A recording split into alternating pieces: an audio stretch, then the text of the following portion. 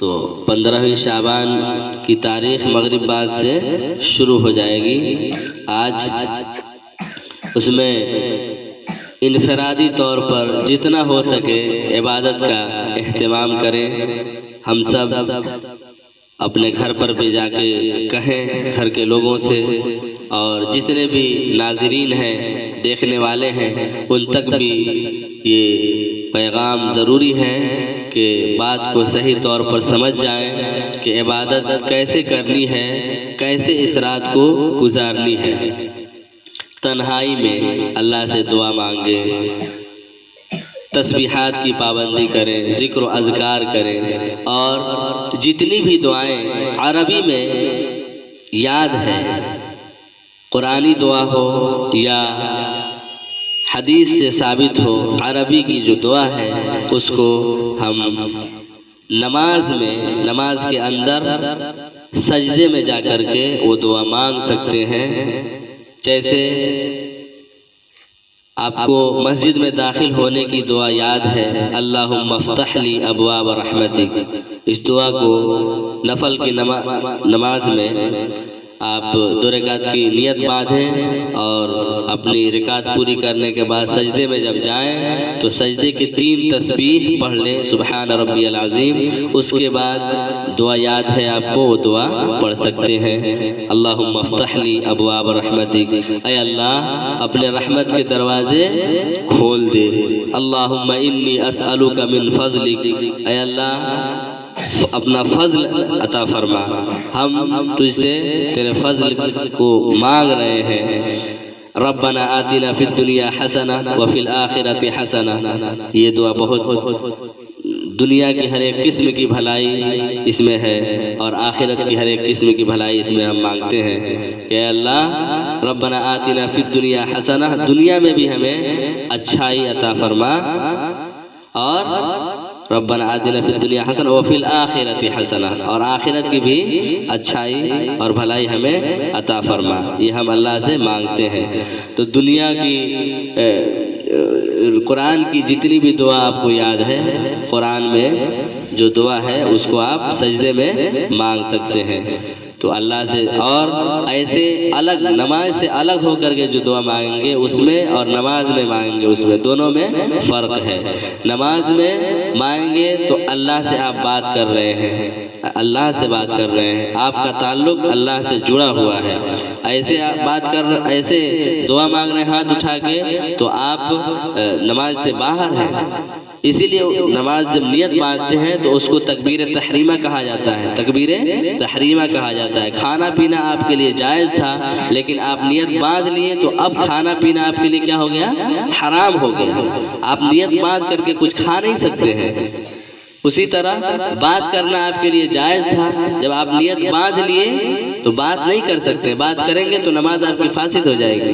دنیا کے لوگوں سے بات کرنا حرام ہے نیت باندھ لیے تو، لیکن اللہ سے بات کرنا جائز ہے۔ اللہ سے آپ بات کیجئے، عربی میں جو دعا آپ کو یاد ہے وہ دعا اللہ سے مانگیے سجدے میں جا کر کے، لیکن یاد رہے کہ ایک سجدہ کیا ہے یا 2 سجدہ کیا ہے۔ اگر ایک سجدہ کیا ہے تو پھر نماز نہیں ہوگی، 2 سجدہ، ایک رکعت میں 2 سجدے کا ہونا ضروری ہے، فرض ہے۔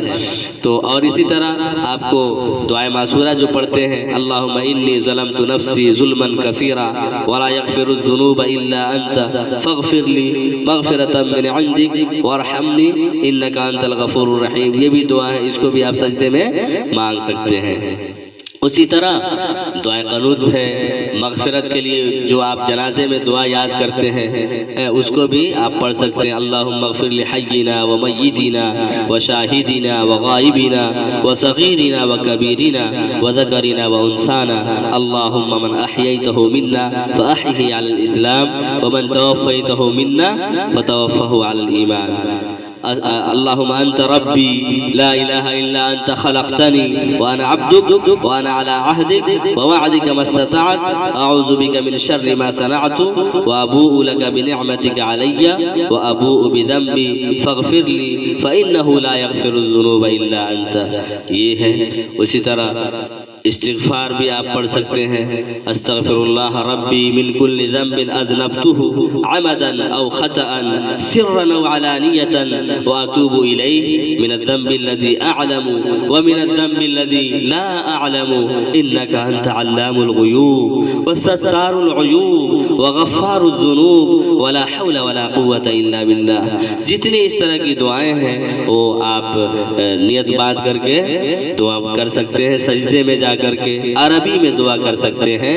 آپ اردو میں یا کسی اور زبان میں دعا کریں گے تو یہ صحیح نہیں ہے، عربی میں دعا کر سکتے ہیں۔ اور اسی طرح اس رات میں حضور پاک صلی اللہ علیہ وسلم پورے عمر میں ایک بار قبرستان گئے ہیں، تو ہم بھی ایک بار قبرستان پھر عمر میں کبھی بھی چلے گئے تو اس سنت ادا ہو جائے گی، لیکن ہم اصرار کر کے اور اس کو ضروری سمجھ کر کے ہر سال جائیں، یہ ایسا کرنا صحیح نہیں ہے۔ نہیں تو اللہ تعالی ہم سے پوچھے گا کیا تم حضور پاک صلی اللہ علیہ وسلم سے زیادہ محبت کرتے تھے ہم سے؟ تو ہم کیا جواب دیں گے؟ نبی سے زیادہ ہم کو محبت ہے، نبی پوری عمر میں ایک بار گئے اور ہم ہر سال جائیں۔ تو اس لیے جس چیز کا جو مقام ہے اس کو وہی دیا جائے، اس سے گھٹا دینا یہ بھی ظلم ہے اور اس سے بڑھا دینا یہ بھی ظلم ہے۔ تو ایک بار جائیں اور تنہائی میں جائیں، پورا ٹیم بنا کر کے نہیں جائیں، ایک الگ جائیں، الگ الگ انفرادی طور پر جا سکتے ہیں، ایک بار جائیں۔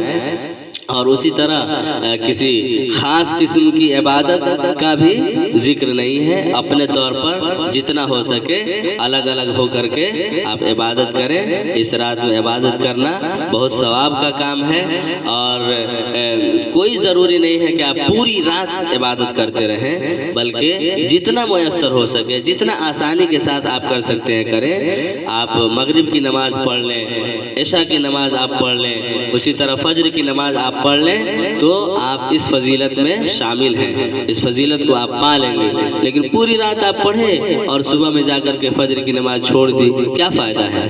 کوئی فائدہ ہے؟ اس لیے اس کا اہتمام کریں، خود بھی کریں اور گھر پر جا کر کے بتائیں، اور بہت زیادہ پکانے میں نہ لگے، اپنے وقت کو پکانے میں اور کھانے پینے میں، گوشت اور پتہ نہیں کیا کیا، بریانی، یہ سب حلوہ پراٹھا، اس کی